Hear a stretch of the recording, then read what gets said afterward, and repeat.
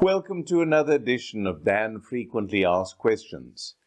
In this edition, we are going to be discussing the issue of cancer and diving, and particularly a so-called Hickman port, or a subcutaneous port that is inserted in order to allow an individual to receive repetitive chemotherapy.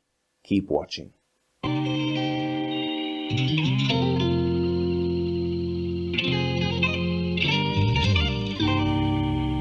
We got a question from a diver who had a type of cancer which they didn't specify, but for which they had received a so-called Hickman port.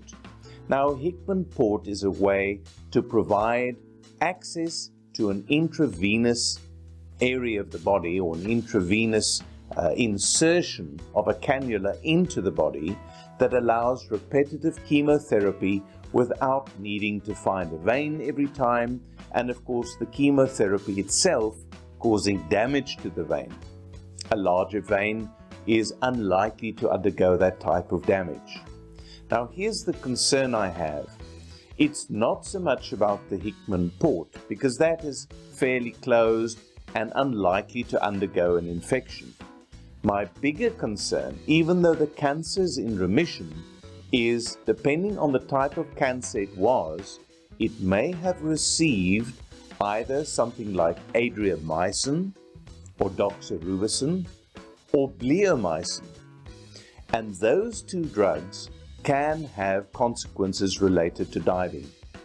Adriamycin and bleomycin are both used quite commonly in either breast or even testis tumors.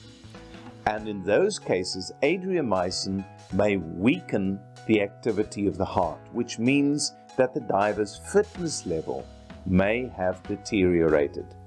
And that could be checked with a stress test, stress ECG, to see whether the individual is able to mobilize and exercise to the extent that would be reasonable for a diver to do. If the individual received bleomycin, and even if this is years ago, then there's the concern that the increased PO2 may cause a fibrosis of the lungs. If that's the case, then clearly diving is not a good idea. Having said that, we've had a number of individuals who have had bleomycin and underwent hyperbaric oxygen therapy. Now here you're breathing 3 atmospheres of oxygen. And these individuals underwent daily lung function tests, and they did not seem to have the deterioration that previously had been anticipated.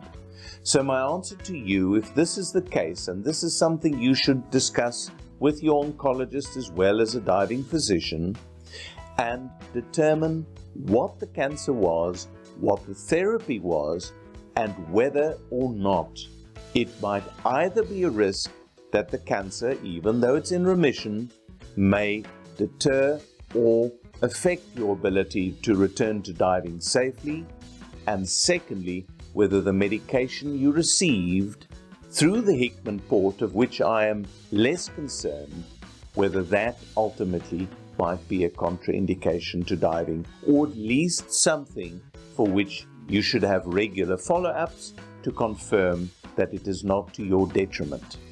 So, hope that has given you some answers or framework with which to follow up.